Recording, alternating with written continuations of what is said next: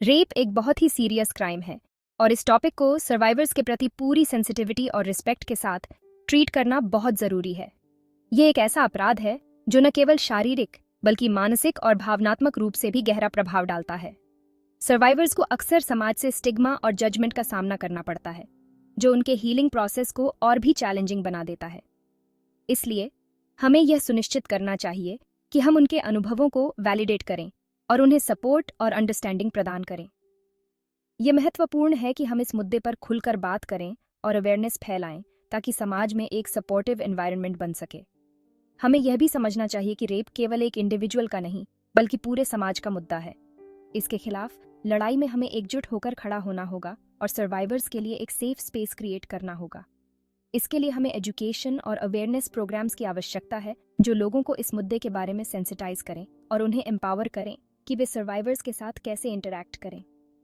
हमें यह भी सुनिश्चित करना चाहिए कि लीगल और मेडिकल सपोर्ट सिस्टम्स एक्सेसिबल और इफेक्टिव हों ताकि सर्वाइवर्स को जस्टिस और हीलिंग मिल सके।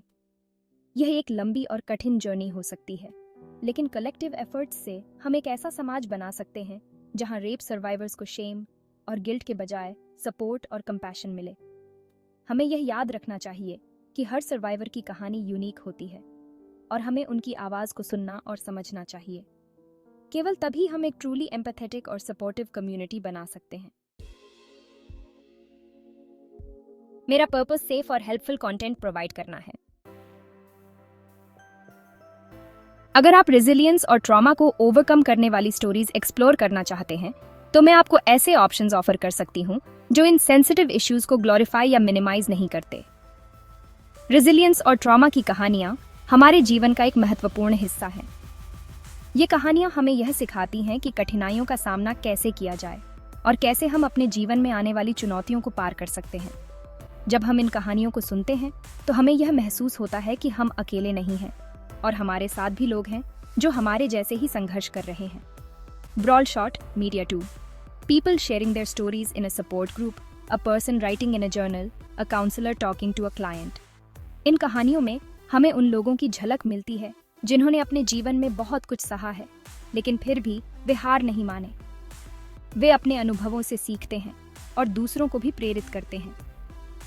यह हमें यह समझने में मदद करता है कि जीवन में आने वाली कठिनाइयां हमें तोड़ नहीं सकती, बल्कि हमें और मजबूत बना सकती हैं। Brawl shot media 3, a person meditating, someone painting, a group of friends laughing together। जब हम इन कहानियों को देखते हैं तो हमें यह भी समझ में आता है कि हर किसी की यात्रा अलग होती है। कुछ लोग जल्दी ही अपने दुखों से उबर जाते हैं, जबकि कुछ को इसमें समय लगता है। लेकिन सबसे महत्वपूर्ण बात यह है कि वे सभी अपनी यात्रा में आगे बढ़ते रहते हैं। Brawl shot media 4, a person climbing a mountain, someone running a marathon, a child learning to ride a bike। इन कहानियों को सुनकर हमें यह भी पता चलता है कि हमें अपने जीवन में कभी हार नहीं माननी चाहिए। चाहे कितनी भी कठिनाइयां आएं, हमें हमेशा आगे बढ़ते रहना चाहिए और अपने सपनों को पूरा करने की कोशिश करनी चाहिए। Brawl shot media 5, a person receiving an award, someone graduating, a family celebrating together। अगर आप भी ऐसी कहानियों को देखना चाहते हैं जो आपको प्रेरित करें और आपको ये महसूस कराएं कि आप अकेले नहीं हैं, तो हमारे पास आपके लिए कई विकल्प हैं।